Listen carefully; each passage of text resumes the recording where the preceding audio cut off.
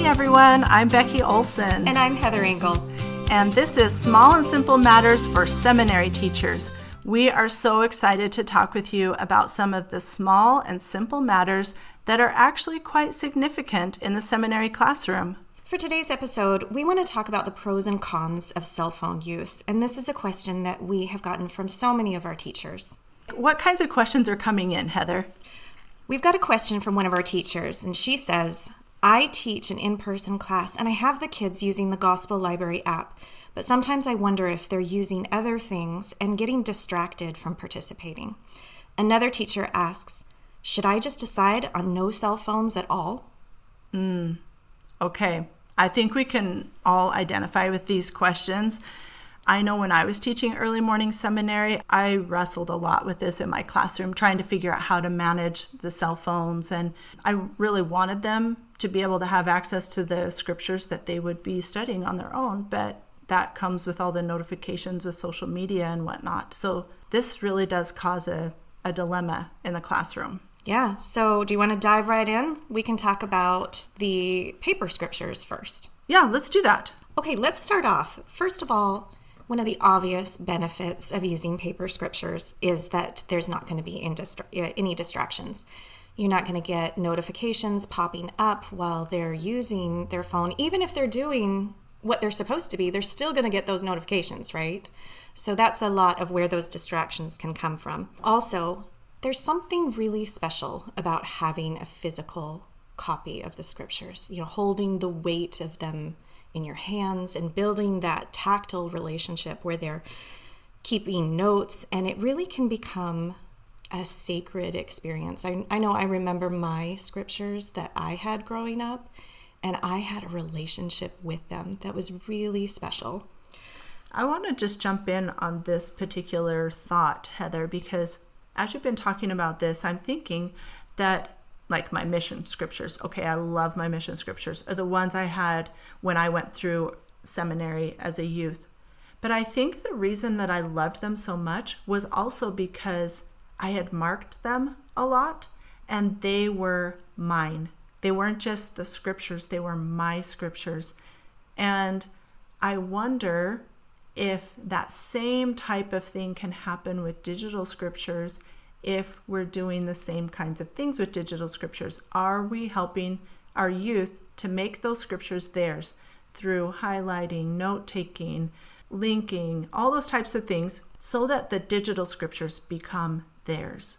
Yeah, I think there is a way. I know that for me with the paper scriptures too, there's a visual learning that happened for me where I would remember where the verse was on which side of the page and what color I had marked it. Yes. And that actually just really helped me learn. It was my learning style. And so that's something that I think can be different for people. And now I'm really learning to do what you're talking about, which is I'm using my digital scriptures and I'm trying to do the same way. But there is something about the tactile paper scriptures that was helpful for me when I was a youth. Yeah, I agree. I'm a book lover for sure. Well, and you brought up missions.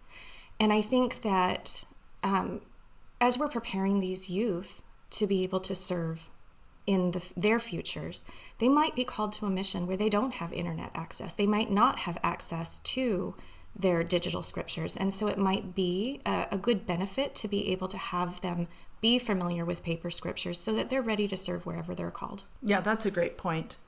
I kind of want to talk about the digital scriptures then. We received some good feedback from another teacher who talked about the advantage of using cell phones. And she says this: I personally feel that seminary is an opportunity for us to help teach and train students to use their phones appropriately. There are many lessons that include ways for students to learn how to use their digital scriptures.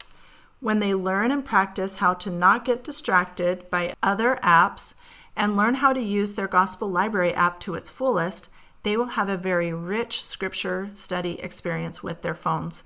And they will also have all of their digital markings and links with them when they go on missions and throughout their lives.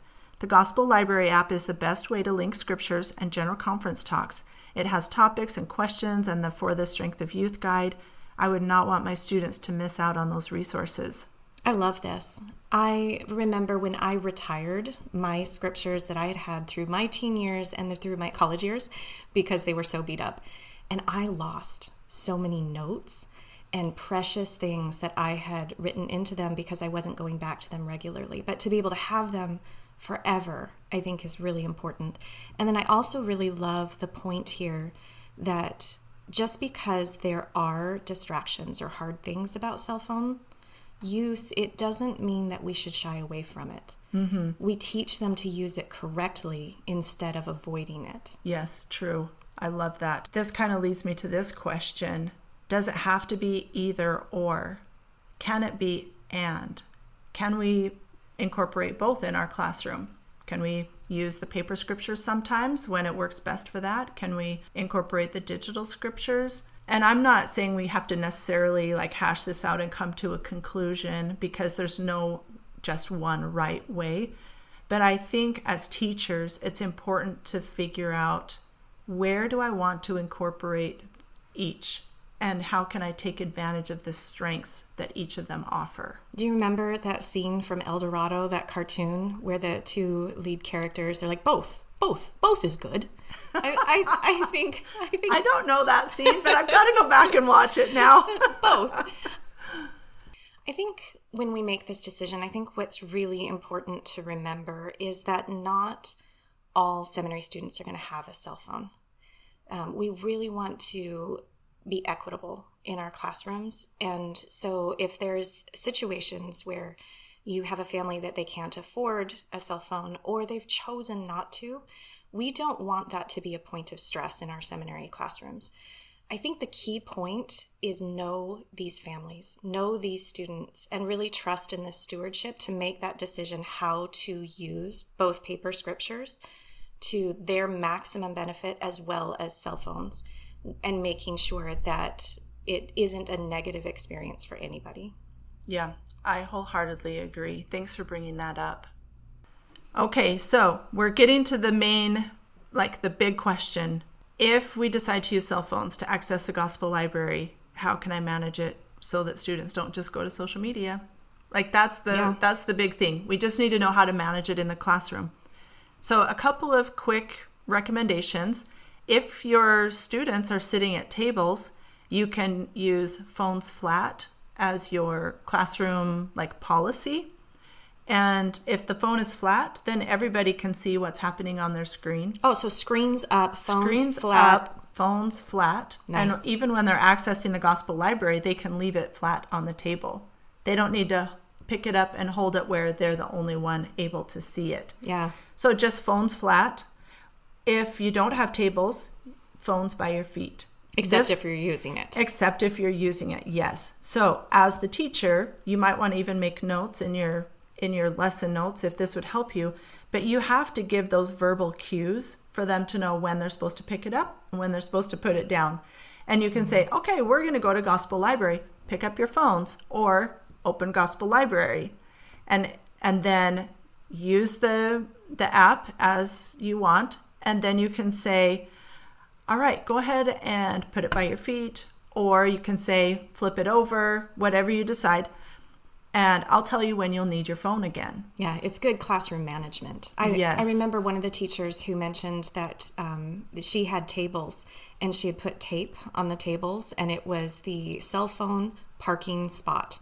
And I loved that. So when they weren't using it, they parked their cell phone. Yes, park your cell phone. But when you give those verbal cues, and there's a little bit of peer pressure involved because everybody else is putting their phone flat. And if there's one that isn't, then you can just say, oh, hey, just a friendly reminder, phone's flat right now. We're going to be discussing something or doing an activity. You won't need your phone right now. Yeah, and it's also a really clear transition, right? Yes. You're giving them those cues that they need, that we're moving on to something different. Exactly. So what if you don't know how to use digital scriptures? What if you are not really confident using your cell phone and all of the different features that they have now? I think that one of the key points is there are resources out there for you to learn as the teacher. There's highlighting, there's tagging, and there's linking. But if you're not sure how you want or how to use those things, then it's there in the Gospel Library itself. If you go to the top and the 3-dot menu, if you scroll down, there's a help selection, and there's tutorials, there's videos, and there's resources. And I think what's really key is don't overwhelm yourself. Learn one skill at a time. Just decide one thing that you would like to become more proficient with and work on that. Incorporate it into the lesson, and then you can do that again later. Exactly. That is so helpful. Just take it little by little and enjoy learning just alongside your students. Yeah. They can teach you if you need help. That's true. The Believe me. students are really Yes. the masters of technology. But as a seminary teacher, you're kind of pushed out of your comfort zone in a lot of different ways. And this is one way that you can really learn and grow. And it can also serve you well in your own personal study and in your own personal discipleship. Yeah, it really is a benefit to both you as well as the students. All right. Well, I think that wraps up our topic for today. And if you have other questions, of course, you can always reach out. We want to be here to support you and help you. Do you have any final words, Heather? I mean, it's just, I'm so grateful for seminary teachers. If someone hasn't told you yet, you're wonderful. You're my heroes. So thank you for all you do. Yes, we love you. Have a wonderful day.